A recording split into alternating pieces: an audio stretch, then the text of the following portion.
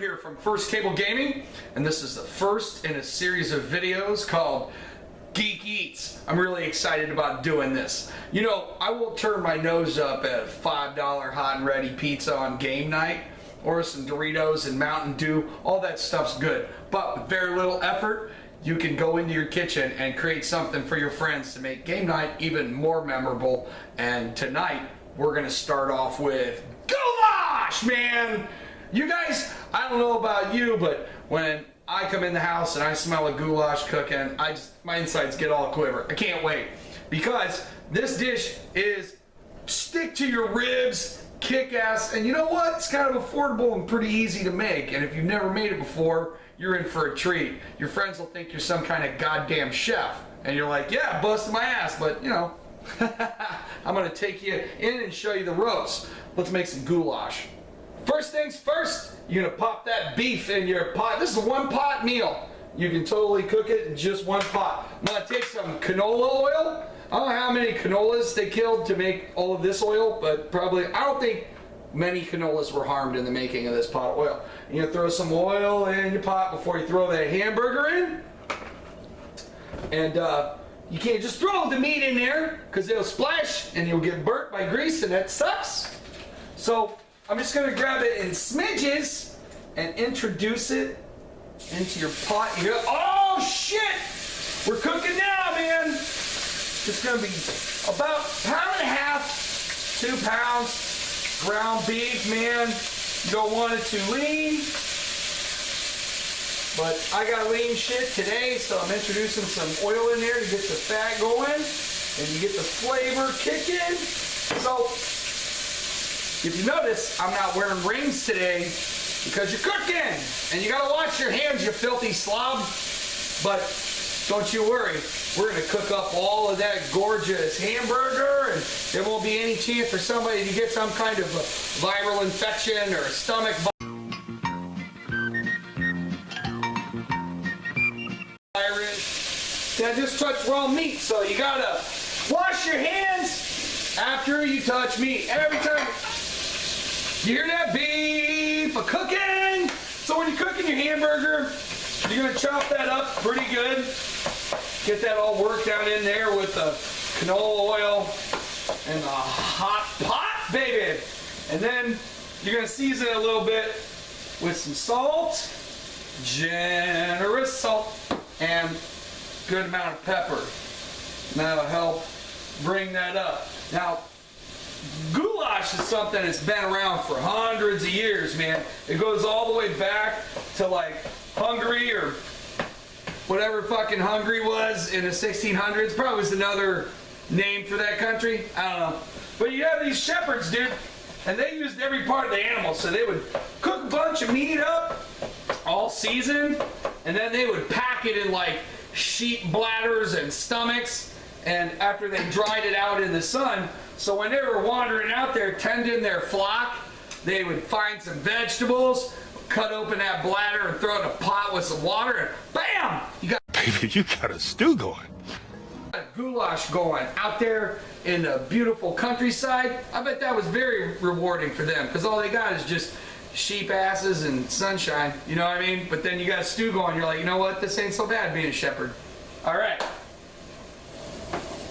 Oh, the beef is done. I'm gonna haul that off the stove and then carefully drain that in the sink. Okay, we're going to carefully drain this into our strainer. I got a plate underneath it because you want to catch that grease. If you let that grease still go in your drain, you're going to spend a shitty ass bill for a plumber to come and uncork your fucking drain because your water's running back up in your house, and that's no good. We want all the grease to get either used for something else or a later meal. But I'm not gonna try to take all of the grease out of that pot. You want some of that tasty beef grease to stay in there. Trust me, I know what I'm doing. I'm a goddamn. This is a chef's knife. Now that we've moved on to vegetables, I just wanted to point this out first and foremost, because you can go cheap on a lot of things in your kitchen, but a chef's knife is something that you have to buy the real deal. But you don't have to go to a cooking store or pay top dollar. Boy, you can. You can dump a ton of money in these, and they're absolutely worth it because it's an integral part of your ability to prepare good food. So hit the yard sales, man, and find one of these knives, because if you go to the dollar store, you're gonna get a press out knife and it sucks and it makes it harder to cook, and that right there will dampen your experience immeasurably. All right, now that we're cooking, you take that chef's knife and we'll use it to carve up our awesome green pepper. Now, you'll note, if you watch any kind of TV cooking show, you will see those guys and their knife work is incredible. Mine's not, but that's okay. Now that I've removed the pith from the inside and the seeds, I'm just gonna cut this up into like quarters and because you can dice it if you're really good at it, and I'm not. So I got one of these onion wizards, and if you haven't spent the money on one of these, oh, holy moly. You just place them in there and chop away. It's a beautiful thing that makes precise cuts of equal size. And when you're cooking, that's important, because you want everything to cook evenly, and if it's of relative same size, well then you got yourself perfectly cooked vegetables. I'm just gonna chop the ends of this onion off and take that skin off the outside, because that's no good. You don't want dried, shitty onion skin in your food. And since I usually get one big ass sweet yellow onion, but I only had 2 smaller ones, which will work just nicely. You always want to cut away from yourself. I didn't do that, so don't do what I do what I say. Does that make sense?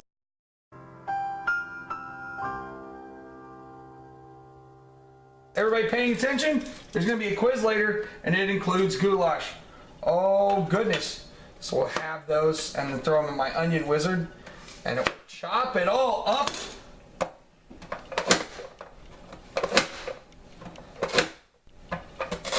Now, when it comes to the carrots, get yourself a cheese grater with a nice fine setting on the side. And you're gonna say, Kurt, why are you adding carrots to this goulash? Well, it's gonna add body to it. It won't be so thin, but you got to grind them carrots. I got a decent pile of carrot shavings, so I'm gonna take 4 or 5 tiny little cloves of garlic, and I'm going to, yeah, if you notice, my knife work is not like, it's super shitty, but you know, hey, it's made even easier by the fact that I have, you know, you see some of these chefs and they just work that knife like that. I would cut the fuck out of myself, and I have, like, where, and nobody, you don't want blood all over your food unless you're making like a blood pudding. Gross! Got the vegetables all cut up. Now we're gonna reintroduce it to the pot, but the pot's gonna need some grease, man, so I'm throwing some extra virgin olive oil in there. Don't feel like, how much? Well, coat the bottom, get it good and hot. You know, you don't want it to stay in there too long, because this will burn.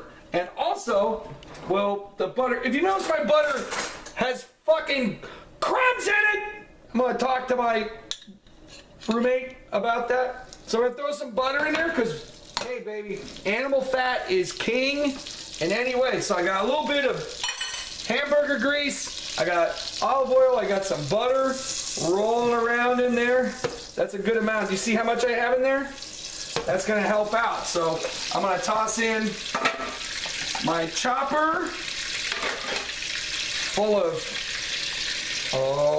yummy onions and green pepper. And that's gonna sizzle. And then I'm gonna use my knife to scoop in down in the grease. And at any given point, when you're cooking this down, you want this stuff to sweat a little bit and get soft. So if it starts to get too dry, you could always reintroduce more olive oil, which you probably have to do, because you really want this carrot to not be like big stringy hunks of carrot. If you cook it down right, and we will, man, we're gonna spend some time cooking this and stirring it and cooking it down. It should soften and then just create like a nice yummy, emulsify into our base for the goulash. So that's good. I'm just gonna let that cook away. I might even add a little more olive oil in there because I'm feeling it's grease makes everything better. Olive oil is helping us make this goulash today. Now, what makes a goulash? A goulash is a seasoning, and it comes from Hungary, so that means you need paprika. That's the shit that people dust on deviled eggs. That's probably the only time you really recognize, oh, paprika. But trust me, that paprika has been in your fucking grandma's cabinet for like 10 years. That's no good. You gotta go out and find smoked paprika. Now, you can break the bank on that shit because it's really expensive. To go high-end cooking stores, it's gonna run you about $8 to $12 for a good canister of it, and it's worth buying. But you can find smoked paprika on like Walmarts and other places, and it's not bad. But you can denote it by color. Regular paprika is really bright red. A good smoked paprika I've seen, they're kind of a dark orange color, and this one isn't because I went cheap. And if you notice so far, I haven't really been measuring a lot of stuff. I just kind of throwing it in. But when it comes to seasoning, especially if you're not a whiz in the kitchen, you're really going to want to measure things super precise, especially when it comes to the seasonings, and pay attention. So, I got a little ramekin here, and I'm going to get the paprika out. So far, I've only introduced salt and pepper. Yeah, you throw a dash in or two tastes, whatever you like. But when it comes to the paprika, this is a tablespoon. Make sure you put precise measurements in. And we're going to use 4 tablespoons. That sounds like a lot. Don't be a pussy. 4 tablespoons of paprika. So, oh my god, that's no good. I got this little filter on here doling out the paprika like I'm a miser. Hey, I said 4 tablespoons, so get that about level, dump that in. Paprika going in. My little tablespoon, that's 2. Watch me lose count. Nope, no way. I'm focused. 3 and a little spills. A little more is okay, as long as it's not crazy. So that's all right. 4 tablespoons of paprika. I'll put that back on there. Stir my veggies.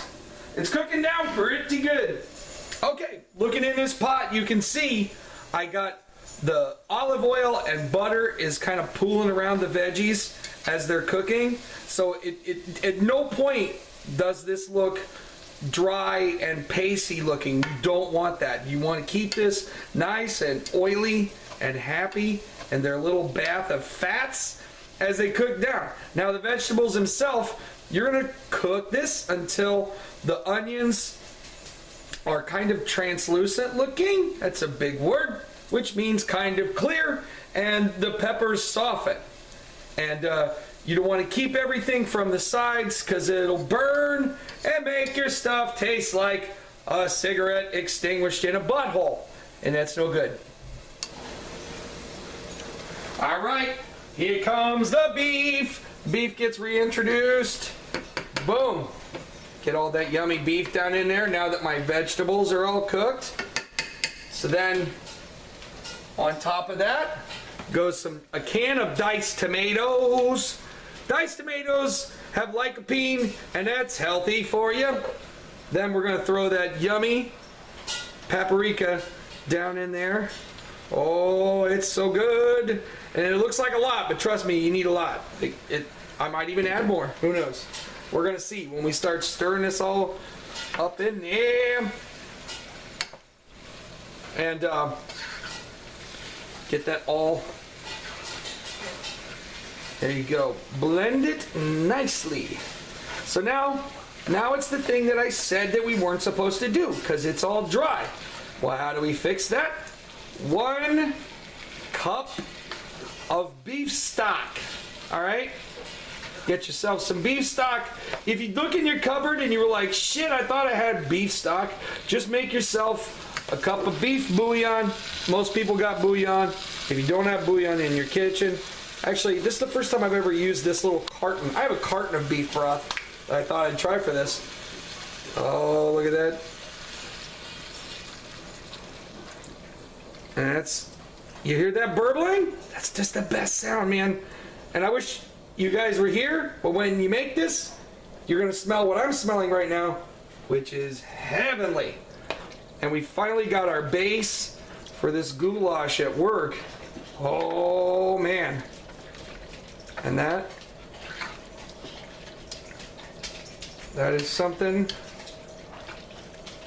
else, my man. Now this is gonna simmer for a bit, so I'm gonna put this on there and lower the heat a little bit. I did have it on medium high, probably should have included that earlier, but I got it on medium high, and then it's just gonna simmer, and you're gonna stir that for a bit. We're gonna cook that down, and we'll be right back.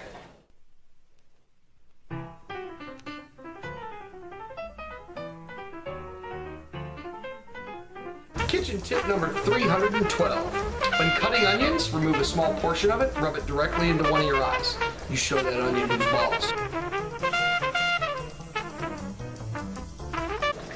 Now that I got this water boiling, and you want a good high rolling boil, look at that. You're gonna introduce some pasta.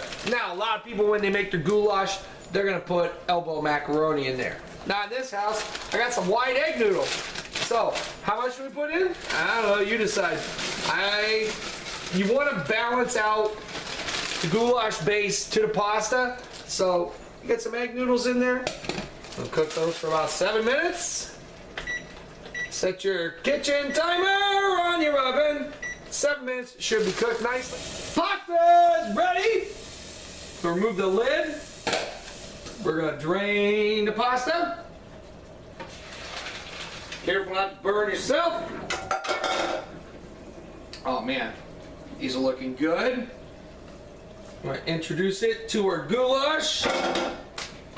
Stir that all in there. Oh my goodness. This is gonna be some banging. Don't forget to turn the burner off or you fucking melt some shit.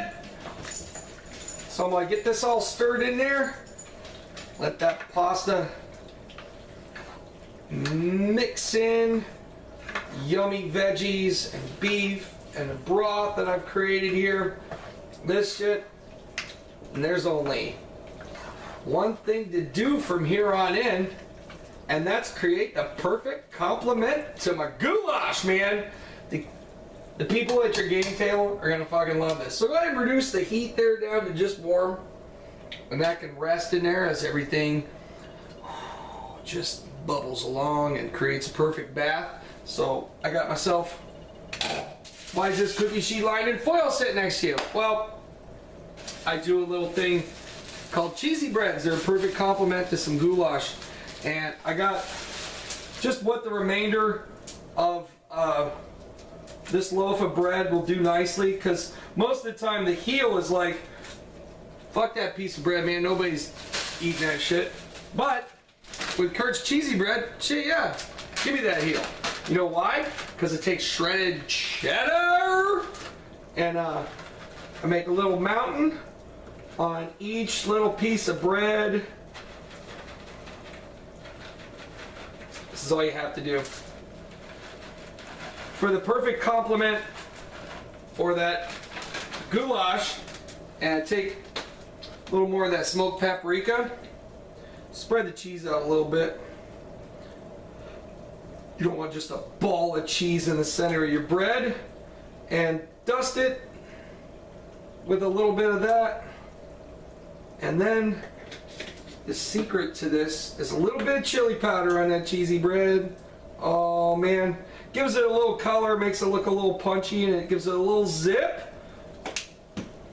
And you just take these bad boys and throw them in the oven about 375, maybe 400 degrees until the cheese melts. And it's all finished. I got the goulash, I got the cheesy bread. You want to finish it off by taking a little dollop of sour cream and chucking that in there to eat with it. Take your cheesy bread and then head to the game table with the rest of your fellas. They're all going to be glad you made this effort, and hell, your DM might even throw you a little bonus in that game. Thanks for watching. Tune in next episode when Kurt shows you some more Geek Eats.